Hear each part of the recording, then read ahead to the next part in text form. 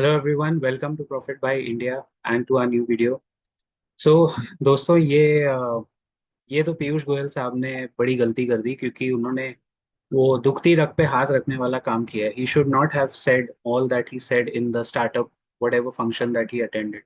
खुद के हाथ में बहुत बड़ा टास्क है, और मैं अपने वर्ड्स कोशिश करके बहुत केयरफुली रखना चाहूंगा। See, I have some data, so numbers don't lie, तो हम लोग डेटा पे, तथ्य पे बात करेंगे। लेकिन इससे पहले, ये कोई बीजेपी कांग्रेस, ये कोई पॉलिटिकली मोटिवेटेड वीडियो नहीं है भाई। हम लोग सब इंडिया फर्स्ट और इंडिया सपोर्टर्स हैं। जो देश के हित में काम करता है फिलहाल वो स्टार्टअप्स हैं, तो हम लोग उनके सपोर्ट में हैं। And I we all 20 years back started our careers with startups. तो हम लोग स्टार्टअप में तब से जुड़े हुए हैं जब यहाँ स्टार्टअप का कोई बात भी नहीं करता था। फंडिंग तो बहुत दूर दूर की बात थी, ठीक है ना। तो जब कोई पॉलिटिशियन, कोई भी हो पॉलिटिशियन, जब स्टार्टअप पे बात करता है, अरे मेरे कान खड़े हो जाते हैं कि ये कहाँ से आ गया, इनको तो बताना ही पड़ेगा, है ना। तो ये वीडियो देख के कोई आपको, अगर आपके पॉलिटिकल सेंसिबिलिटीज को थोड़ा ठेस पहुंचे, तो this is not about politics. चाहे कोई भी पॉलिटिकल पार्टी हो, सब देश के लिए ही काम करेंगे ना, एटलीस्ट चुन के तो उसी लिए आते हैं। So let's understand where we stand. And उनको, भाई साहब को, इज अ सेंसिबल मैन, क्या मिला ऐसा बोल के, और क्यों बोलते हो। अपना काम करो यार, उधर ट्रम्प के टैरिफ पे ध्यान दो। You are a commerce minister. Nirmala ताई से सीखो कुछ, कैसे उन्होंने टैक्स फटाफट कम कर दिया क्रिटिसिज्म के बाद। आपको भी वही रास्ता लेना है, अख्तियार करना है, तो मैं आपको बताता हूँ। लेट मी, ये सब काम मुझे ही करने पड़ते हैं यार तुम लोग को एक्सपोज करने वाले। एक मिनट, हाँ। अगेन, अगर कोई दूसरी पार्टी होती, उस पे भी यही चलता था, जब तक तुम इंडियंस के हक में बात नहीं करोगे। So basically, India first, Indians first, we are all Indians first. We are not this party that party, वो सब नॉनसेंस। धंधे में कुछ नहीं होता। Business is all about customer, consumer and the business entity. तो धंधे की बात करते हैं। स्टार्टअप इंडिया फाउंडेशन शुरू हुआ जब हमारे ऑनरेबल प्रधानमंत्री नरेंद्र दामोदर दास मोदी 2014 में आए। He inaugurated in 2015 startup India, stand up India, digital India. वहां से एक मोमेंटम मिलता है ना। आप क्रोनोलॉजी समझिए, समझ रहे हो ना। वो मोमेंटम मिलता है। 10,000 करोड़ का उन्होंने फंड अनाउंस किया, बस उसके बाद स्पॉटलाइट इफेक्ट, सब गायब हो गया। ना वो फंड कभी मिला। किसी भी इंडियन स्टार्टअप को आप पूछो कि सरकार से तुमको कितना पैसा मिला है, देखो वो आपको अपने अकाउंट्स दिखा के बताएंगे कितना सपोर्ट। पैसा तो छोड़ो, कोई कांटेक्ट भी नहीं मिला होगा यूएस में किसी सरकारी बाबू की तरफ से। Let me explain why. China की बात करें, basically for the people who are not aware और for the uninitiated, Piyush Goyal just mention that India के स्टार्टअप्स जेप्टो, जोमैटो, स्विगी, इस तरह के हैं, और चाइना में deep tech, DeepSeek, deep tech world के स्टार्टअप्स बहुत हैं। तो सबसे पहले तो एक रियलिटी चेक देना बहुत जरूरी है। China's first move into tech was with e commerce. Have you heard of Alibaba, Piyush Goyal ji? Alibaba का नाम सुना है? It was at one point the biggest listed firm in the US. उस जमाने में अलीबाबा ई कॉमर्स फर्म है। Chinese government उसके बाद, हर चीज की शुरुआत यहीं से होती है। चाइना की जीडीपी इस वक्त 18 ट्रिलियन डॉलर्स की है। आपके देश इंडिया, हमारे देश की 4 ट्रिलियन डॉलर्स की है। तो आप compete जो कर रहे हो ना, उस पर मैं बाद में आऊंगा। लेकिन गवर्नमेंट, क्योंकि आप सरकारी कर्मचारी हो, सरकारी नौकर हो, आप हमारे, you are a government servant. तो आप पहले ये सुनो कि चाइनीज गवर्नमेंट ने किया क्या क्या, फिर हम एप्पल्स टू एप्पल्स करेंगे। Chinese government said they are going to put $150 billion in AI in 2019, and every year थोड़ा थोड़ा करके वो अमाउंट $150 बिलियन से ऊपर उन्होंने डाला है। तब जाके 2025 में डीप सीक नाम की एक चीज बाहर आई है। समझे? दूसरी बात, how much has the government of India put into AI? आप जानना चाहोगे हमारे देश का आर एंड डी स्पेंड कितना है, total R and D spend? This is not even like only in AI. Total R&D, research and development spend of India is $20 billion. China का total R&D spend is $500 billion. ठीक है, यहाँ अभी थोड़ा उतरा, आपका फितूर उतरा या नहीं? अभी बता, और बता। ये फैक्ट है, ये सब तथ्य है, ये सब आप ही के सरकारी रिकॉर्ड से हमने निकाला है। अगर आपको मालूम नहीं होगा तो, how much the government of India has put into particularly AI? It's less than $1 billion. Okay, तो पहले अपने आंकड़े साफ करो साहब। उसके बाद में आके बड़े बड़े मंच पे किसी पॉलिटिशियन को, किसी स्टार्टअप फाउंडर को कुछ भी नेगेटिव बोलने का हक नहीं है। पॉजिटिव नहीं बोल सकते, मुंह बंद रखने का। नेगेटिव बोलने का हक नहीं है। क्यों? क्योंकि किसी ने स्टार्टअप्स के लिए इस देश में सिवाय बातों के कुछ नहीं किया। स्टार्टअप फाउंडर ने धंधा करके दिखाया, तो उसकी इज्जत होनी चाहिए। That's all I mean.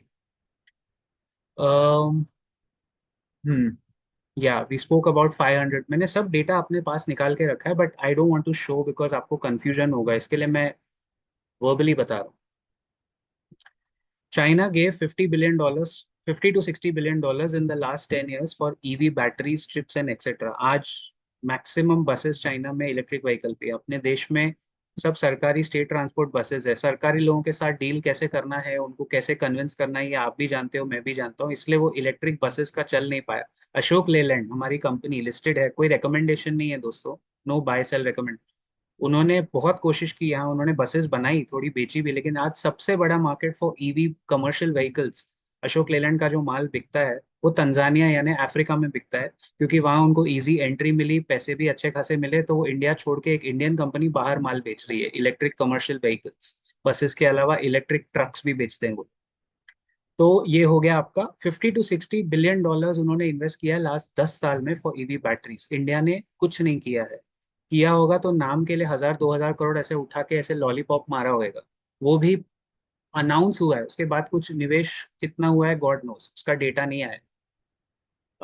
Piyush Goyal खुद, आपने कितना R&D में डाला है? आपके एक काम करो ना, किसी प्रिंसिपल सेक्रेटरी से पूछो कि बेटा डीप टेक का मतलब क्या होता है, किसी IAS ऑफिसर से पूछो डीप टेक का मतलब क्या होता है, देखो वो आपको क्या आंसर देते हैं। उसके बाद आके हम स्टार्टअप वालों को कुछ बोलो। चाइनाज इकोनॉमी इज 18 ट्रिलियन, आई सेड। अगर हर साल चाइना सिर्फ 3% ग्रो करे, only 3%, they will still add $550 billion into their GDP. India's economy is $4 trillion. If every year we grow by around 6.5%, जो हम ग्रो कर ही रहे हैं, उसके बाद भी हम सिर्फ $250 billion ऐड करेंगे। यानी इंडिया चाइना से दोगुनी गति से भी ग्रो करे तो भी चाइना का आधा हम जीडीपी में ऐड कर रहे हैं। ये फैक्ट है, क्योंकि वो ऑलरेडी जब ग्रो कर रही थी China 1990s early 2000, they were growing at 11-12%। That's why 1990 to 2020 तक वो यूएस के आंख में आंख डालने लायक हो गए। इसी वजह से अब चाइना 3% ग्रो कर रहा है, क्योंकि एट अ, शायद सरकारी लोगों को पता नहीं होगा, लेकिन at a higher base, 3% growth at $18 trillion, it's difficult to grow at 11% at 18 trillion. अगर वो ग्रो करेंगे तो फिर हर साल 2-2 ट्रिलियन ऐड करके यूएस को पीछे हो जाएंगे ना 5 साल। तो वो तो होता नहीं है, क्योंकि हर चीज जैसे जुमले में तो होती नहीं है जैसे यहाँ होती है ना। Government of India and state government spends 9 lakh crore in subsidies for the poor citizens, जो बहुत अच्छी बात है। 9 लाख करोड़ हमारे देश के गरीब जनता को राशन चावल जो भी 80 करोड़ जनता को जाता है, बहुत अच्छी बात है। जरा इन लोगों से पूछिए कितना पैसा इन्होंने इनोवेशन इनोवेशन में डाला है। No AI, no deep tech, only innovation, innovative technology. बिना प्रॉफिट के फेल होने के लिए किसको पैसा इंडियन गवर्नमेंट ने दिया है? दिया है? नहीं दिया है ना। क्या किसी गवर्नमेंट ने यूएस के एजेंसी से बात करके वहां से फंडिंग मुहैया कराई है हमारे स्टार्टअप्स के लिए? कराई है क्या? आपको ये सब पता होगा, और फिर भी आप टांग खींचने के लिए ये लोग मुंह खोलते हैं, जस्ट टू स्पॉटलाइट इफेक्ट, क्योंकि स्पॉटलाइट हटाना था टैरिफ से। याद आया तो स्पॉटलाइट के लिए चलो स्टार्टअप्स के बारे में कुछ कर दो। ओके। और दूसरी बात, अगर सरकारी पैसे की बात की जाए तो जितने साल आप डियरनेस अलाउंस बढ़ाते हो, इस सरकार ने पिछले 5 साल में कम से कम 5-6 बार सेंट्रल गवर्नमेंट एम्प्लॉयज का डियरनेस अलाउंस 2%, 3% हर 6 महीने में बढ़ा रहे हैं। वो पैसा जाके स्टार्टअप में डाल दो, कोई मना नहीं करेगा। डियरनेस अलाउंस जब आप सरकारी कर्मचारियों का बढ़ाते हो, और वो भी ऐसा इतना अच्छा काम कर रहे हैं वो लोग कि हर 6-6 महीने में आप 3-3% बढ़ा रहे हो, वही पैसा 3% क्या, उसका 1% उठा के हर साल डाल दो। You know how much amount can come, how much of. फिर हम आपको बताते हैं ना डीप सीक क्या होता है, डीप टेक क्या होता है, और जेप्टो क्या होता है, जोमेटो क्या होता है, हम बताते हैं आपको, हमारे स्टार्टअप फाउंडर्स बताएंगे आपको। LIC के पास 75,000 करोड़ पैसा पड़ा हुआ है, जो किसी ने क्लेम नहीं किया। It's unclaimed insurance money, depositors का पैसा है, प्रीमियम है। 75,000 करोड़ तो वैसे ही LIC के पास पड़ा है, उसमें से 25,000, 50 तो नहीं, 25,000 करोड़, 1/3 भी वो डालेंगे तो बहुत सारे स्टार्टअप्स यहाँ खड़े हो जाएंगे। फंडिंग किधर है? सबके हाथ टूटे हुए हैं, फंडिंग नहीं है, और बड़ा बड़ा बात करना है खाली। All PSUs, pension funds, government insurance companies, अगर वो कलेक्टिवली एक साथ आ जाएं तो 50,000 करोड़ हर साल ये सब लोग डाल सकते हैं मिला के स्टार्टअप में। जो पैसा आप डियरनेस अलाउंस एम्प्लॉयज का बढ़ाते हो, एक तरह से देखा जाए तो उनका अच्छा ही है, हार्डवर्क है। कौन से इंडस्ट्री में इंडिया में हर साल हर 6 महीने में 2-2% डियरनेस अलाउंस बढ़ता है? प्राइवेट सेक्टर में आई डोंट नो। ये सिर्फ सरकारी होता होगा, काम बहुत कर रहे हैं ना वो लोग, इसके लिए होता होगा। और RBI, reserve bank of India, RBI, AIF, alternate investment fund, सबसे पहले तो मुझे बताइए कोई जानता है इस बारे में what are AIF? RBI literally disturbs the functioning of AIF in financial transactions, money going out of the country, money coming in. इतने सारे रेगुलेशन है कि कोई बेचारा वाकई में सच्ची मंशा से अच्छा पैसा यहाँ लाना भी चाहे और कुछ अच्छा करना भी चाहे, तो उसको घुमा फिरा के वो इतना फ्रस्ट्रेट हो जाएगा with these regulations and all of this, that वो रिप्लाई भी नहीं करते हैं। मतलब वो आगे बढ़ते भी नहीं। इतना फ्रस्ट्रेट हो जाता है वो, फॉरेनर हो या कोई भी हो, या तो बाहर जाएगा या कहीं दूसरे रूट से पैसा भेजेगा, फिर वो क्रिप्टो के जरिए भेजेगा। और आपके देश में तो आपने क्रिप्टो को ग्रे एरिया में यानी ठंडे बस्ते में डाल रखा है। RBI doesn't even reply to multiple request from a person like Mohandas Pai. Mohandas Pai ji का कभी इंटरव्यू आप लोग देख लेना, आपको ये सब उनका जो पॉइंट्स है ये वहाँ अच्छे से वो बताएंगे, आपको देखने मिलेंगे। काफी सारे पॉइंट्स मैंने उनके एक्सर्प्स में से ही निकाले हैं। अच्छा, एंजल टैक्स, आई थिंक 2014 में ही एंजल टैक्स नाम की चीज 2014-15 स्टार्टअप इंडिया के बाद लाया गया था, जिसमें एक फ्लैट टैक्स लगा दिया एंजल इन्वेस्टर्स के ऊपर। जब आप एंजल इन्वेस्टर्स को भी टैक्स करोगे तो वो लोग कहाँ से देश में, ये अभी लास्ट ईयर जाके हटाया है। लास्ट ईयर जाके जब हाथ जोड़ के 9 साल का प्रोटेस्ट हुआ, which was kudos to people like Mohandas Pai, उन्होंने जब मेहनत की तब जाके वो एंजल टैक्स हटाए। पिछले 9 साल से एंजल इन्वेस्टर्स को भी आप टैक्स ही करते आए हो। ओके, कॉमर्स मिनिस्टर साहब, ये हकीकत है। Last point, e commerce ministry, e commerce, I wish we had one, I think we do have one. अच्छा हाँ, वो जीतन राम मांझी को बनाया है आपने स्मॉल एंड मीडियम एंटरप्राइजेस का मिनिस्टर, वो बिहार वाला, नीतीश कुमार का जो साइड किक था एक जमाने में, उसको बनाया है। उसको तो बहुत ज्ञान है ना एसएमई सेक्टर के बारे में। Very good, excellent ministry distribution. ई कॉमर्स कंपनीज जो होती हैं वो रोज के 50 लाख ट्रांजैक्शंस करती है, तब जाके तुम्हारे घर में तुम्हारे बच्चे का खाना डिलीवर होता है, चाहे वो जेप्टो, जोमेटो, स्विगी, ग्रोसरीज कुछ भी हो। 50 lakh transaction on an average, ज्यादा होते होंगे। This is concurrent transactions on each and every day. कोई और सरकारी एजेंसी है जो 50 लाख ट्रांजैक्शन कर सकती है बिना किसी डिफॉल्ट के? तो बताइए। आईआरसीटीसी का नाम मत लेना, बहुत उसमें लफड़े होते हैं बुक करने, तो मुंह मत खुलवाना, उसके लिए अलग वीडियो बनाना पड़ेगा।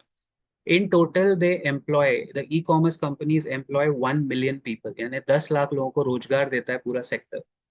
रेलवेज के अलावा सरकारी कौन सी कंपनी है जो 10 लाख लोगों को रोजगार देती है? रेलवेज का 1 या 2 करोड़ का होगा। और रेलवे की भर्ती के जॉब्स आते कहाँ हैं? जब जॉब्स आते हैं तो वो लोग जो लाइन में खड़े होते हैं सबको जॉब मिल जाता है क्या?